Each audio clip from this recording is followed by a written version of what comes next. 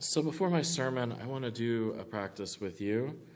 I know that some of you have a meditation practice already. Some of you don't. Some of you tried it once and hated it, so you're going to have to bear with me today. We've recognized the new year in ritual form in a lot of different ways, and so this year I want to do this with a bit of a guided meditation. So join with me as you're able and willing. This is adapted from Mark Burton. In the spirit of the reading we heard, I'm going to encourage you to set an intention for the year, to think of a word. We'll do that in just a second. We'll meditate for a few minutes, and perhaps you'll find your word of intention for the year, or perhaps you'll set upon a journey to find it in coming weeks. So first, find a comfortable posture. It might be with your eyes closed, it might not, it might be just dropping your gaze down. Begin to notice each breath. Notice how your chest and stomach and your whole torso moves. Perhaps you'll notice the air moving in and out of your nose and mouth. And we'll check in with our effort and intention. What is it each of us wants to bring to this practice today? It might just be an opportunity to settle and gather your attention. Or it might be a chance to find a sense of resolve and strength. You might have the intention to simply show up to this practice without adding any sense of stress or strain to your life, and that's great. Whatever that sense is, bring that sense of intention and awareness to the practice. One way to do that is within each in-breath, each time you breathe in, develop a sense of open awareness, of opening yourself to the entire world. And with each out-breath, you might come up with a word that captures those intentions for yourself. We'll breathe in with awareness, picture something or feel gratitude toward whatever feels appropriate to you right now, and breathe out with our intentions for this moment. Whether it's in this moment or in time to come, you might lose touch with that intention, but you can always come back again. If you lose touch with your intention and your mind gets caught up in distraction or reactivity or some sense of discomfort, that's normal. It's part of the practice.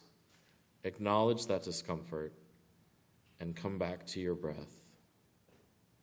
Come back to your sense of awareness. We're going to take a few moments of silence to do just that, to be aware of our in-breath and our intention going out.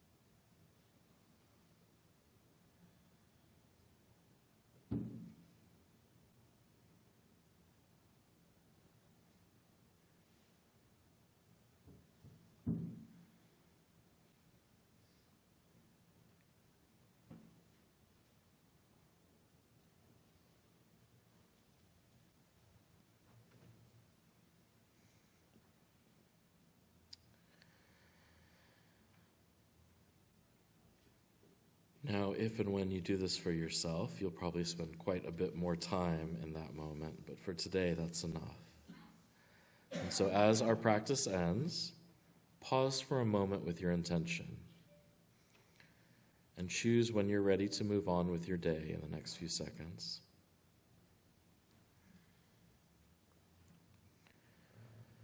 Whatever you're facing in life, all we directly influence is how we choose to relate to it.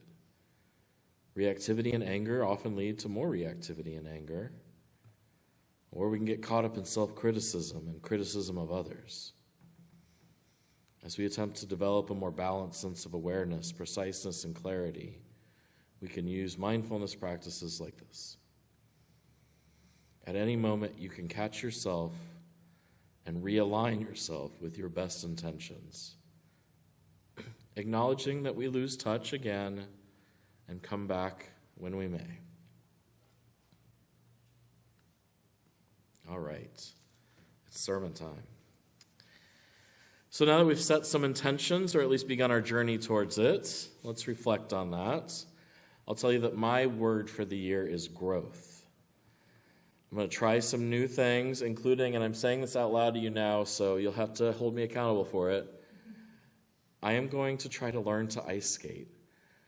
I have never been any good at it, but I now have 2 children playing hockey, and I feel like it's the thing I need to try.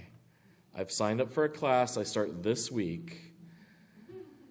I have padded shorts and a helmet, so we'll see how it goes. I think elbow pads might be coming too. All right. But for a few years now, I've tried to reframe using the idea of intention rather than something like resolution. Because famously, resolutions get broken, often within the first 2 weeks, we're told. But the great thing about an intention is that if you fail, you just come back to it and try again, right? And again, and again, and again. And less so than a specific goal, you're moving towards a broad idea. So any improvement is good, right? If you've strayed from your attention, you just come back to it. And that really helps me. Because I've done a lot of things in my life that I didn't quite get where I initially intended to, but I ended up in a better place than I used to be, and that's real growth. When I started here a year and a half ago, I was in the midst of doing a practice of walking 10,000 steps a day. Last year, because of some family stuff and some other reasons, I fell off of that, but I'm still doing a lot more steps than I was when I started, and so that's a good thing. Not averaging 10,000 steps a day anymore now, but there are days when I hit 10,000, and there are days when I don't. And I do have an intention to move back closer to that goal. But every day is not possible.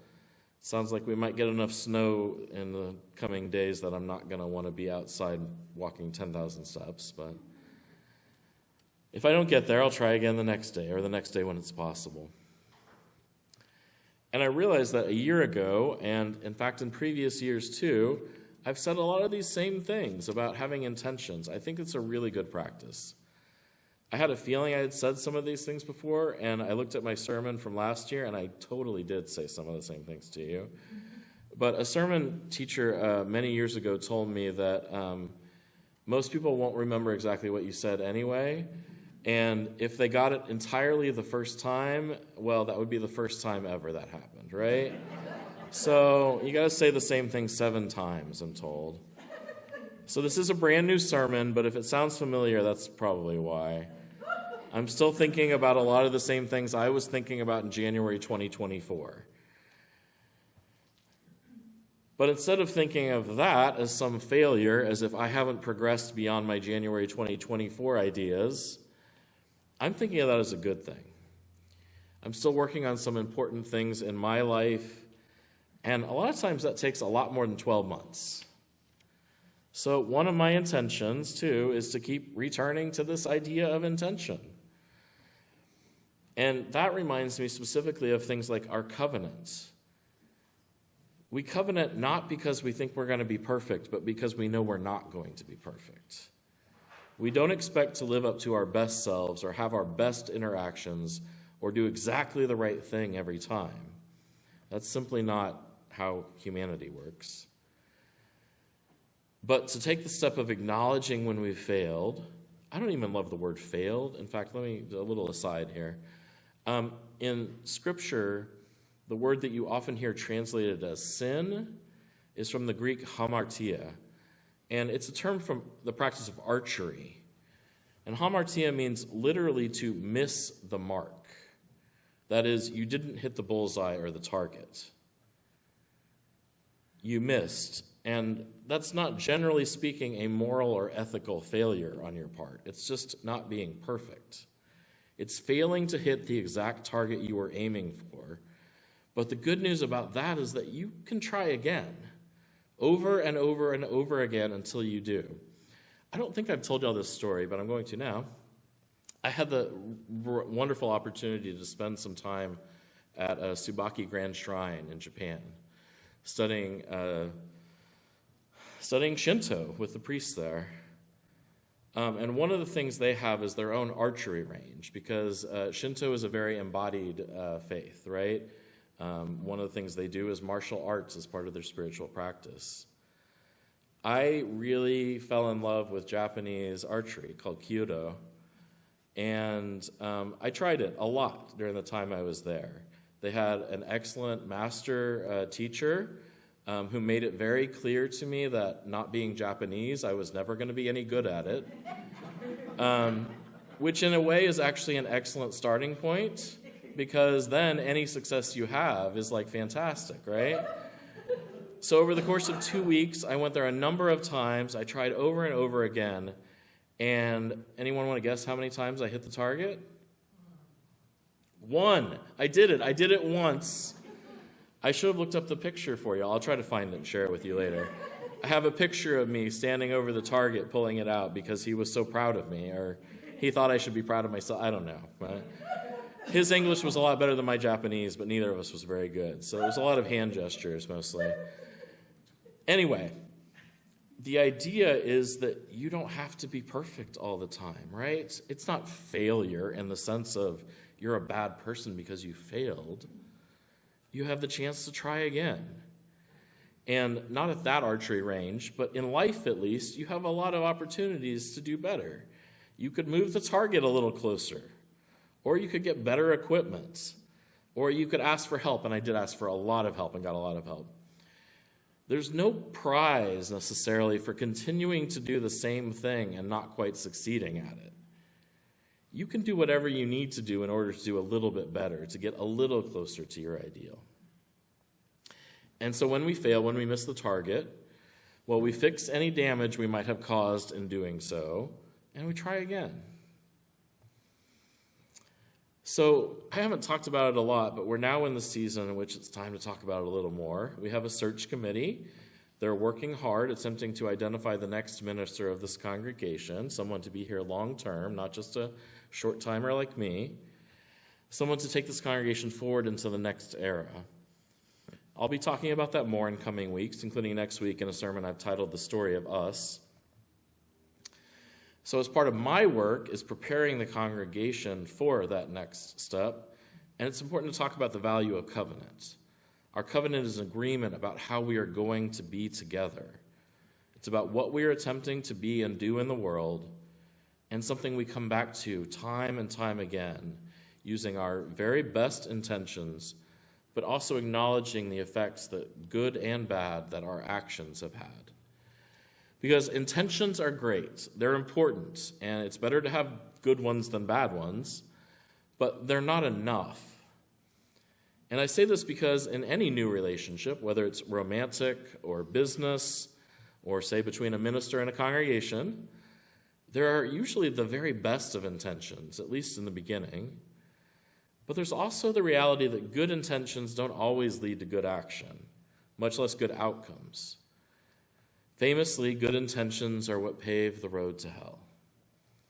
I don't think it's always that way, of course. Good intentions are better than bad ones. I already said that. I'm going to say it again. But intentions without corresponding actions are meaningless at best and harmful at worst.